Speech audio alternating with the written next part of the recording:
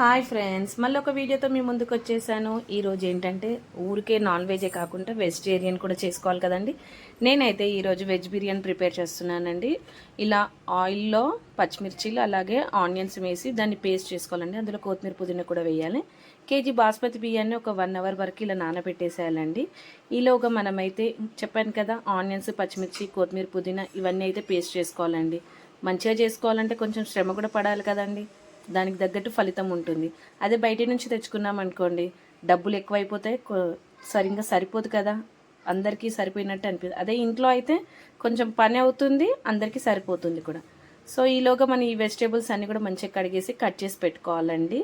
ఇప్పుడు మనం ఈ పేస్ట్ ఉంది కదండి, ఈ పేస్ట్ చేసుకోవాలి. ఉల్లిగడ్డ, పచ్చిమిరపకాయలు ఇవన్నీ పేస్ట్ చేసి పక్కన పెట్టేసుకొని ఇప్పుడు ఒక గిన్నె పెట్టేసి అందులో హోల్ గరం మసాలా వేయాలండి. ఆయిల్లో వేసిన తర్వాత ఈ వెజిటేబుల్స్ ఏవైతే ఉన్నాయో అవి కూడా అన్నీ వేసి కొద్దిసేపు ఫ్రై చేయాలండి. దీనికి రుచికి సరిపడినంత ఉప్పు, అలాగే పసుపు, కారం, పెరుగు కూడా వేయాలండి. కొద్దిగా ఫ్రై చేసిన ఆనియన్స్ కూడా వేయాలండి. వేసి దీన్ని కలిపి ఒక 10 మినిట్స్ ఈ వెజిటేబుల్స్ అన్నీ కుక్ చేసి పక్కన పెట్టేసుకోవాలండి. ఈలోగా మనం ఒక గిన్నె పెట్టి ఎసరు పెట్టుకోవాలండి. అన్నం వండుకోవాలి కదా, దాంట్లో సరిపడే అన్ని వాటర్ వేసి హోల్ గరం మసాలా, కొద్దిగా ఆయిల్, పచ్చిమిరపకాయలు, కొత్తిమీర, పుదీనా వేసి జరసేపు మసలనివ్వాలండి.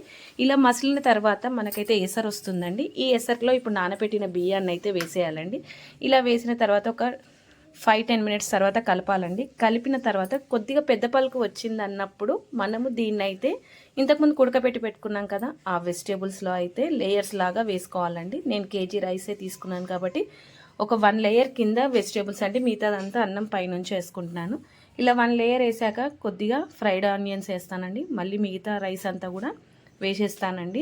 ఇలా మనకు కంప్లీట్గా రైస్ అంతా వేసిన తర్వాత పైనుంచి కొత్తిమీర, పుదీనా అలాగే ఫ్రై ఆనియన్స్ కూడా వేసేసి కొద్దిగా చికెన్ మసాలా ఉంటే వేసుకోవచ్చండి. ఎక్కువ గరం మసాలాలు తినలేరు అనుకున్న వాళ్ళు మసాలాలు అవాయిడ్ చేసుకోవచ్చండి.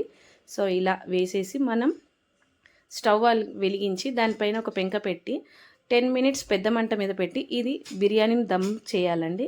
దీంట్లో కూడా కొద్దిగా పాలు అనేది యాడ్ చేస్తే బిర్యానీ మరింత టేస్ట్ వస్తుందండి. ఈలోగా దమ్ అయిపోతుందండి. తర్వాత వెంటనే మూత తీయకుండా 10 మినిట్స్ తర్వాత తీయాలండి. నేనైతే ఈ అన్నానికి కాంబినేషన్గా మసాలా వంకాయ వండానండి.